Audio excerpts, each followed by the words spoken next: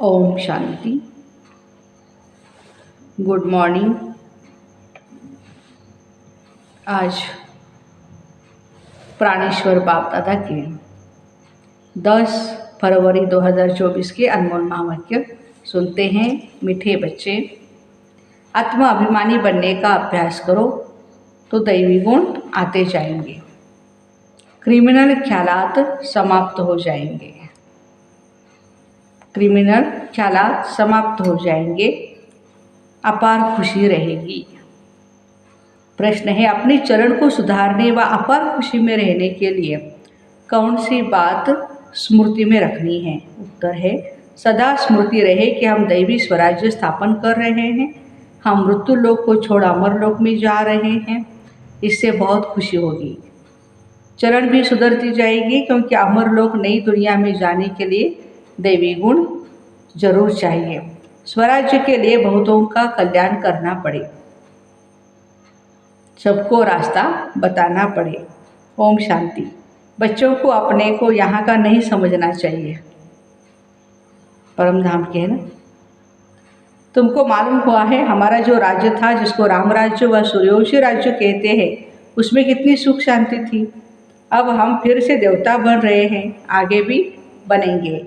हम ही सर्वगुण संपन्न, 16 कला संपूर्ण, संपूर्ण निर्विकारी दैवी गुण वाले थे।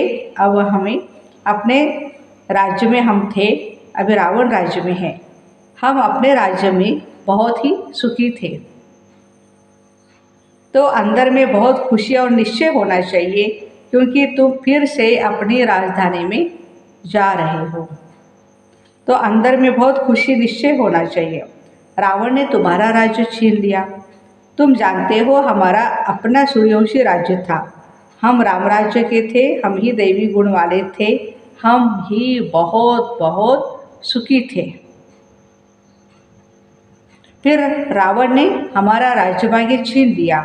अब बाबा आकर अपना और पराये का भी राज समझाते हैं।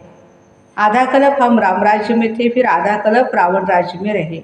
बच्चों को हर बात का निश्चय हो तो खुशी में रहे और चलन भी सुधरे। हम अब पराये राज्य में बहुत दुखी है। हिंदू भारतवासी समझते हैं हम पराये माना फॉरेन के राज्य में दुखी थे। कांग्रेस के विशेष अंग्रेज जब आए थे और अंग्रेजों ने हमारे ऊपर राज्य किया फॉरेन, तो उसी समय बाबा कहते कि हम बहुत दुखी थे, अब सुखी है अपने राज्य में। हिंदू भारतवासी समझते हैं, परंतु यह है अल्पकाल काल विष्टा के समान सुख। तुम बच्चे अभी सदा काल के सुख की दुनिया में जा रहे हो, तो तुम बच्चों को अंदर में बहुत ही खुशी रहनी चाहिए। ज्ञान में नहीं है तो जैसे ठिक्कर पत्थर बुद्धि है। तुम बच्चे जानते हो हम अवश्य अपना राज्य भाग्य लेंगे, इसमें तकलीफ की कोई बात नहीं। राज्य लिया था, फिर आधा कल्प राज्य किया, फिर रावण ने हमारी कला काया ही चट कर दी।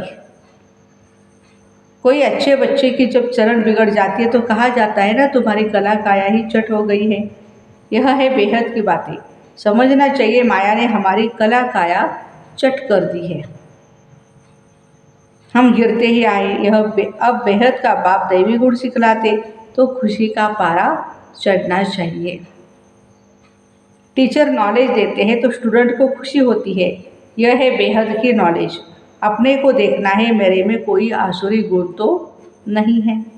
संपूर्ण नहीं बनेंगे तो सजाएं भी खानी पड़ेगी,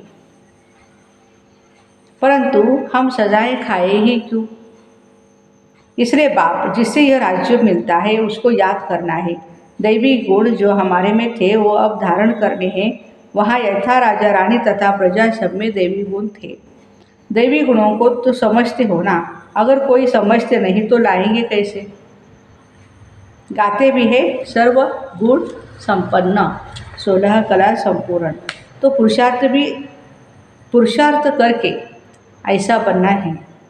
बनने में मेहनत लगती है, क्रिमिनल आय हो जाती है। बाबा कहते हैं अपने को आत्मा समझो तो क्रिमिनल ख्यालात उड़ जाएंगे। आत्मा भाई भाई का पाठिका करे। युक्तियाँ तो बाप बहुत ही बतलाते हैं। जिसमें दैवी गुण है उनको देवता कहा जाता है, जिनमें नहीं है उनको मनुष्य कहा जाता है तो दोनों ही मनुष्य, परंतु देवताओं को पूछते क्यों है? क्योंकि उनमें दैवी गुण है और मनुष्य उनके कर्तव्य बंदर जैसे है। कितना आपस में लड़ाई झगड़ा आदि करते हैं। सतयुग में ऐसी बातें होती नहीं, यहाँ तो होती है। जरूर अपनी भूल होती है तो सहन करना पड़ता है। आत्मा अभिमानी नहीं है तो सहन करना पड़ता है, माना देह अभिमान में है। तुम जितना आत्मा अभिमानी बनते जाएंगे उतने ही दैवी गुण धारण होंगे। अपनी जांच करनी है, हमारे में दैवी गुण है। बाबा सुखदाता है तो बच्चों का काम है सबको सुख देना। अपने दिल से पूछना है, हम किसको दुख तो नहीं देते हैं, परंतु कोई कोई की आदत ही होती है। कौन सी? जो दुख देने के बगैर रह नहीं सकते हैं।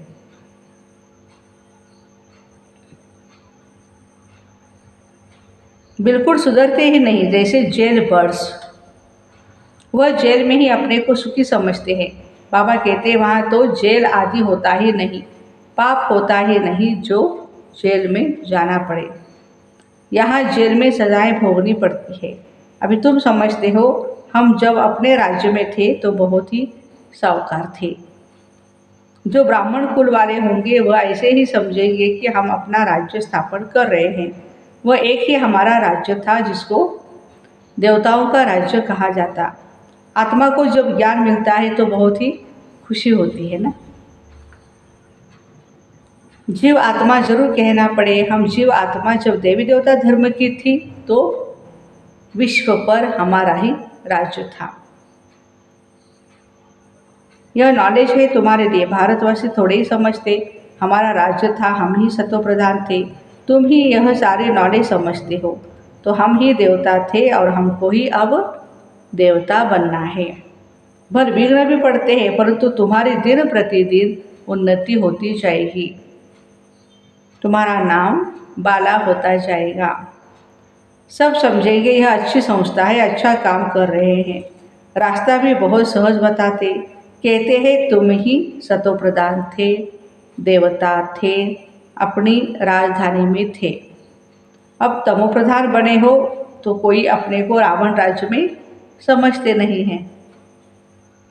तुम जानते हो हम कितने स्वच्छ थे, पवित्र थे, अब कितने तुच्छ बने हैं।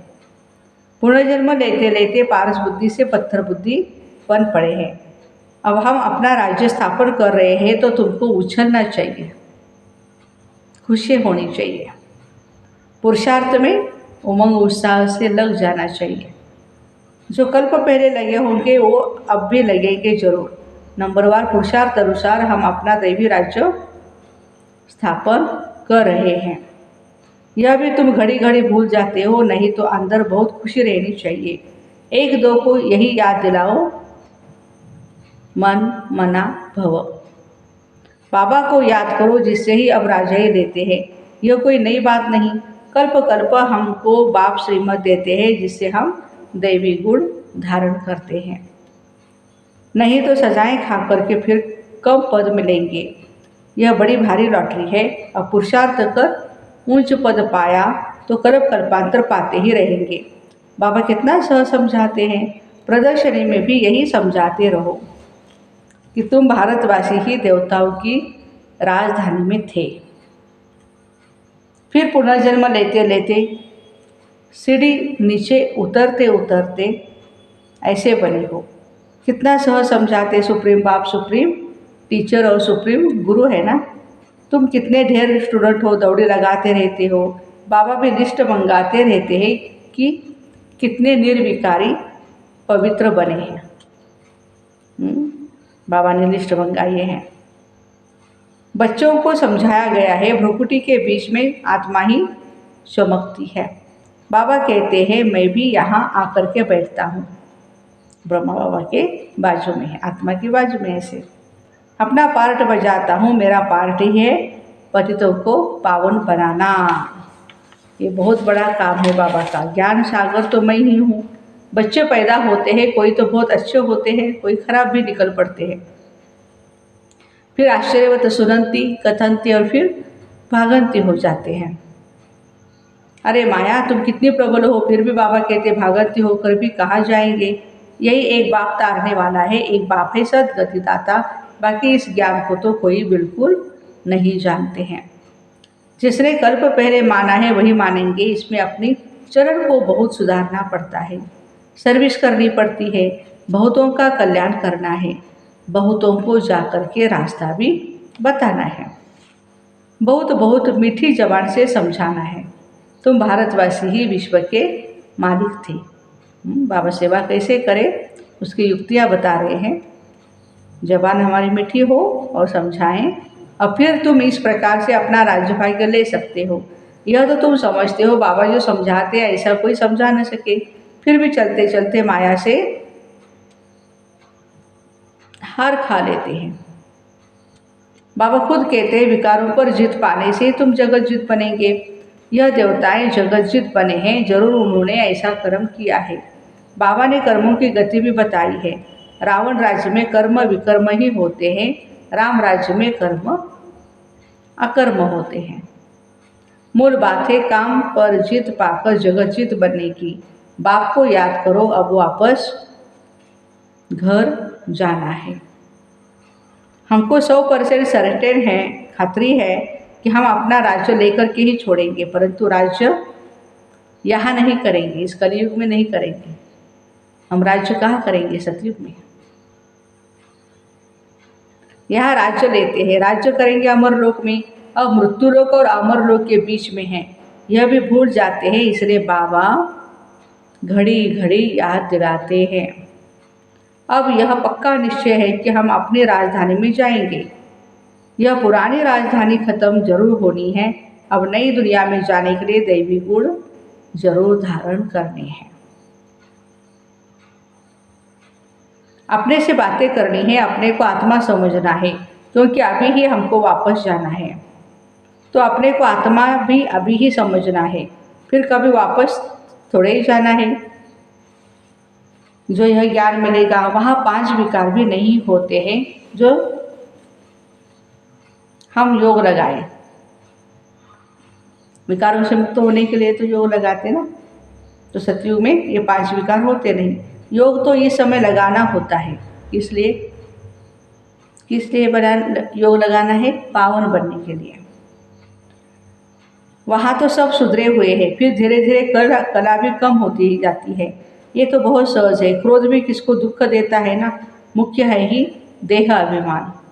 वहाँ तो देह अभिमान होता ही नहीं। आत्मा अभिमानी होने से क्रिमिनल आय नहीं रहती है, सिविल आय बन जाती है। रावण राज्य में क्रिमिनल आय बन जाती है। तुम जानते हो हम अपने राज्य में बहुत ही सुखी रहते हैं सतयुग में।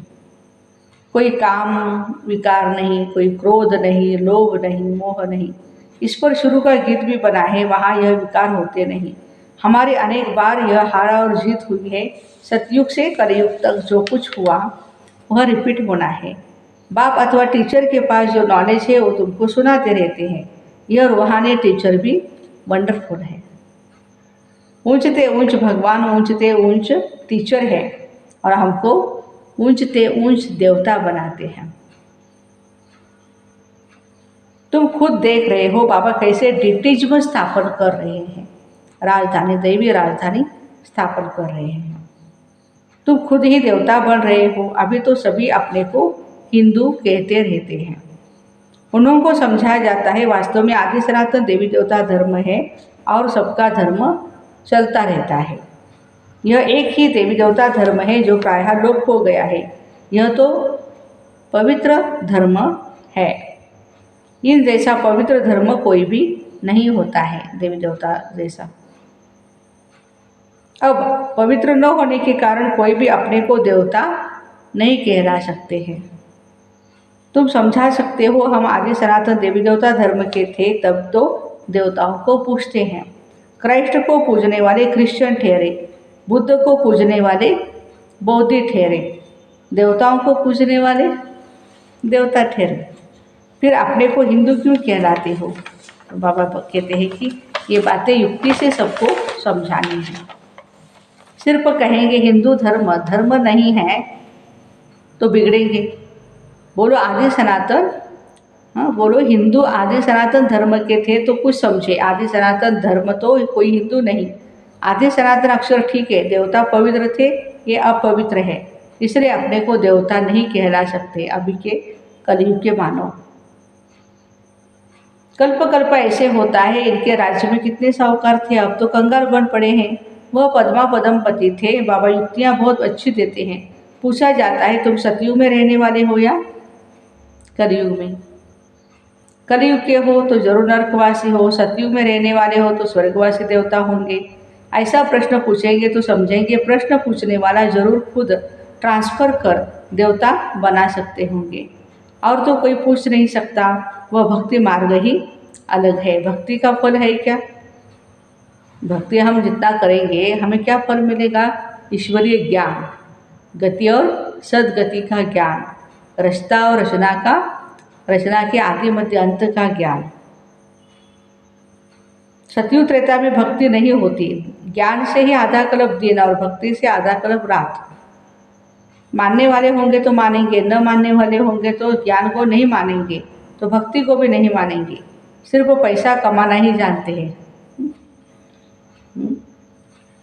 तुम बच्चे योग बल से अब राजाई स्थापन कर रहे हो श्रीमत पर, फिर आधा कल्प के बाद राज्य गवाते हो। ये चक्र फिरता रहता है। अच्छा, मीठे मीठे सिकिरते बच्चों प्रति माता पिता बाप दादा का याद प्यार और गुड मॉर्निंग। रूहानी बाप की रूहानी बच्चों को नमस्ते। हम रूहानी बच्चों की रूहानी माता पिता बाप दादा को याद प्यार गुड मॉर्निंग और नमस्ते। वाह बाबा वाह, शुक्रिया बाबा शुक्रिया। धारणा के लिए मुख्य सार है, बहुतों का कल्याण करने के लिए अपनी जबान बहुत ही मीठी बनानी है। मीठी जबान से सर्विस करनी है, बहुत ही सहनशील बनना है। दूसरी पॉइंट, कर्मों की गहन गति को समझ विकारों पर जीत पानी है। जगत जीत देवता बनना है। आत्मा अभिमानी बन क्रिमिनल दृष्टि को सिविल आय बनानी है। वरदान, श्रेष्ठ कर्म द्वारा दिव्य गुण रूपी प्रभु प्रसाद बांटने वाले फरिश्ता सो देवता भव। वर्तमान समय चाहे अज्ञानी आत्मा ही चाहे ब्राह्मण, दोनों को आवश्यकता है गुण दान की। तो अब इस विधि को स्वयं में व ब्राह्मण परिवार में तीव्र बनाओ। ये दिव्य गुण सबसे श्रेष्ठ प्रभु प्रसाद है। इस प्रसाद को खूब बांटो। जैसे स्नेह की निशानी एक दो को टोली खिलाते हो ना, ऐसे दिव्य गुणों की टोली खिलाओ। तो इस विधि से फरिश्ता सो देवता बनने का लक्ष्य सहज सब में प्रत्यक्ष दिखाई देगा। आज का स्लोगन है, योग रूपी कवच को पहन कर रखो। योग रूपी कवच को पहन करके रखो तो माया रूपी दुश्मन वार नहीं कर सकता। तो ऐसे श्रेष्ठ कर्म द्वारा दिव्य गुण रूपी प्रभु प्रसाद बांटने वाले फरिश्ता सो देवता भाई बहनों को ओम शांति। Have a nice day.